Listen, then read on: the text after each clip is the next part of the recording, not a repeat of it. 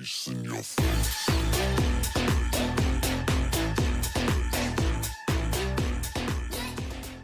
Hello everyone.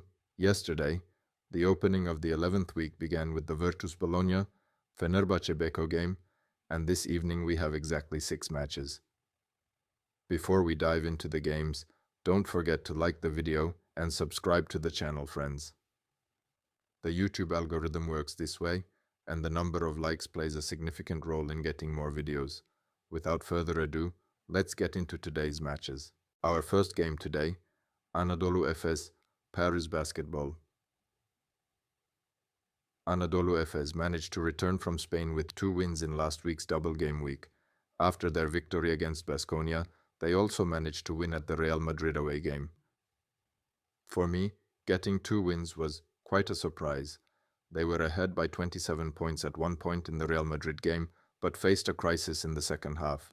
However, they didn't make any mistakes, and Rodrigo Bobois was very effective at the end of the game. All players who got playing time, except for Doush Ozdemiroglu, contributed to the score. Paris Basketball, the new team in Euroleague, started the season with 2 losses but has won 7 out of their last 8 games. Most recently they managed to beat Barcelona, who had a very strong start to the season, away from home. TJ Shorts has been driving the offense every game, and in their last match, Shorts, Maudolo, and Nadir Hifi combined for 59 points. Paris Basketball's Tyson Ward also played very efficiently. Anadolu Efes will have Rodrigo Bobois available to play tonight after missing the weekend league game, and he is expected to play. Paris has no player absences. While Anadolu Efes is favored at home, I don't think it will be an easy game. Paris is really in good form and playing confidently. I expect a high-paced, high-scoring game. Next match, Monaco. Asvel Monaco had a surprising loss at home to Crvena Zvezda in the first game of last week's double game week. They then reacted with a clear win against Baskonia away. After losing to Le Mans at home over the weekend, coach Sasha Obradovic was dismissed.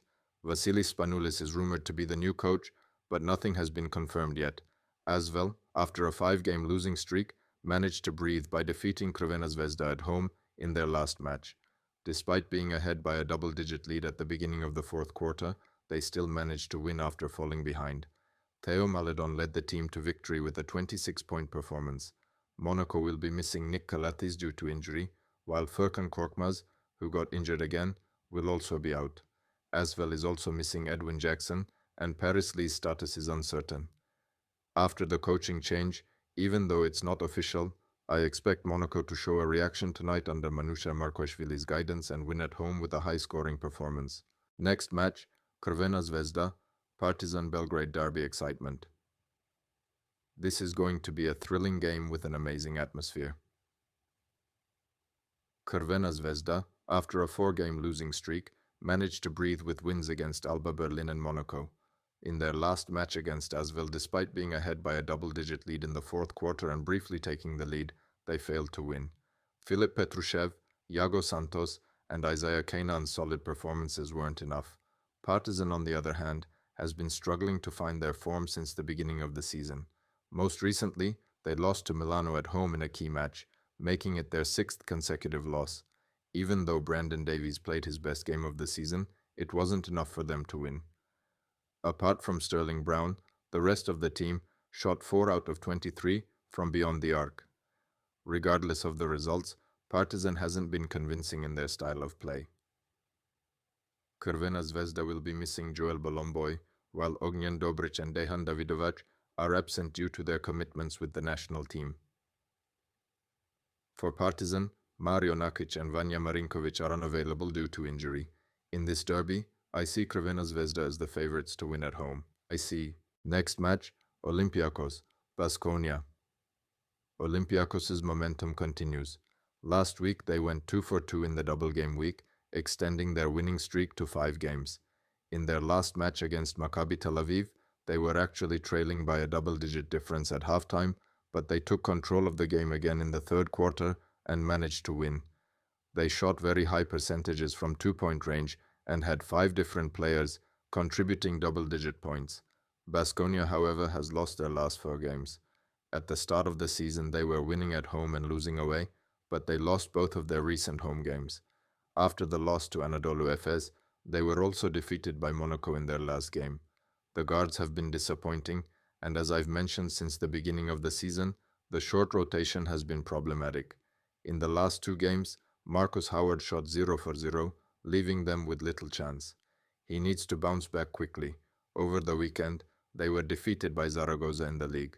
Olympiakos will be missing Alexander Vezenkov and Tyler Dorsey. While Vezenkov's absence is significant, I don't consider Dorsey as an essential absence. Baskonia will be missing Kamar Baldwin. I believe Olympiakos will win by a wide margin at home, even without Vezenkov. Next match, Milano, Maccabi Tel Aviv. Milano, who started the season with 5 losses in their first 6 games, has won 3 of their last 4 matches. After wins over Virtus Bologna and Real Madrid, they surprised everyone by losing to Alba Berlin, who was missing 8 players, in the first match of the double game week last week. However, they made up for that loss by winning in Partizan's court and also got their first away win. They played with high efficiency and had 5 different players contributing double-digit points. Maccabi Tel Aviv, on the other hand, has lost 6 of their last 7 games.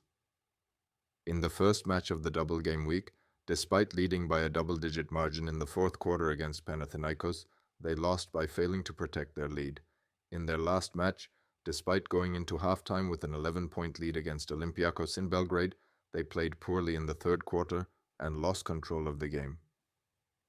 Jalen Horde and Levi Randolph played well, but it wasn't enough.